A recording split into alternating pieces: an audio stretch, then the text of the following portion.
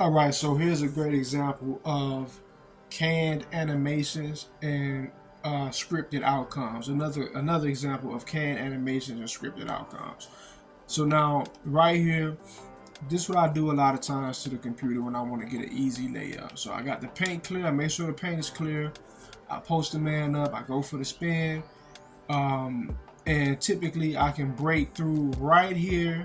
You see what as soon as I roll over the shoulder, I usually can break through right here, press the X button, and my man to take 2 steps, pick the ball up, go for the layup. Now, in certain other instances, when the game has it already is already baked into the narrative that you're going to lose the ball, what they'll do instead of allowing you to take your 2 steps is they'll do this. They'll force you to pick the ball up. They'll force you to stop. Boom. You see that? How it's like a very unnatural, halt where he just comes to a stop and he gets both hands on the ball, and then computer swings. Even though he ain't touch it, he swings. Really, that was a foul, and the ball comes out. Right now, this same animation right here, I'm going to show you this happening back-to-back times, right? That's a canned, what I call, or what people refer to as canned animations, meaning that it's generic and it's basically scripted. It's a predetermined. Whenever you see that, it's usually because the game has a scripted outcome. It has something already. It has it figured out for you what's about to happen. It's not just natural. You messed up and lost the ball. It was just some good defense. It's a scripted outcome. So this is the very next play after that. I try to go for it again, right? So now I go for it, spin over the shoulder, try to go for the layup, and guess what he does? He picks the ball up. You see the same exact animation, right? It's a canned animation. It's not a genuine, or it's not genuine and free gameplay. Right? It doesn't allow that.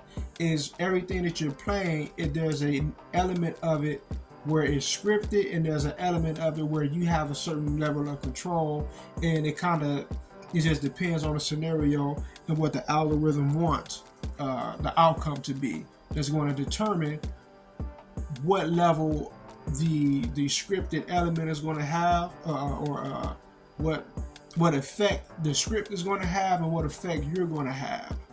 Right, so but everything that happens, the algorithm is involved. It's not just allowing you to play a naturally thought out, planned game. Right, you're playing within a narrative.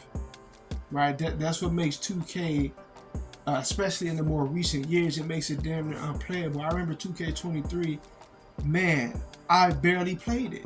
Right, once it came out the first few months, I would try to come back to it sometimes, and it was just like I just couldn't bear to play it. This one too. This one the same way. The ones before that, I played it on a regular. This shit is like, whoa. Like, it's just, 24 and 23 is like, man, I just couldn't stomach to play it. It was just so bad. Right? But yeah. That's, once again, let's look at it one more time. This is a great example of a canned animation and a scripted outcome, right? You go for that, and it's the thing, how you know there's an element of it where there's a script is because the man just stops.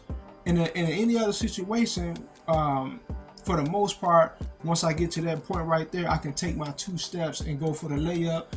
If I miss it, he puts some defense on it. Oh well, usually I make it. But then you have situations where you're forced, when you go for the spin, you're forced to stop. You're forced to stop in place, do this weird animation where you're going like for a very weird jump. This is not even like a jump shot attempt or a layup attempt. It's literally a lose the ball attempt. It's like he's going, you can tell he's going into this animation. It's a turnover animation. It's a canned turnover animation, right? That's all it really is. But that'll do it for this video. Peace.